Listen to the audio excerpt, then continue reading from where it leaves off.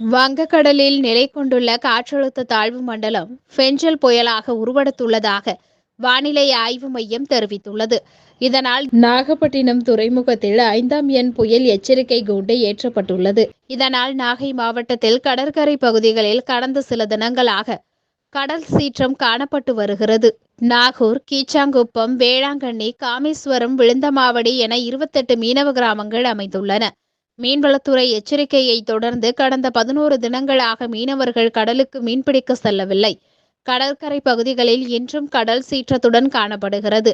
கடல் அலைகள் ஆக்ரோஷத்துடன் வேகமாக கரையை வந்து மோதுகின்றது. இதன் காரணமாக மீனவர்கள் தங்களது படகுகள் மற்றும் வலைகளை பாதுகாப்பான பகுதிகளில் வைத்துள்ளனர்.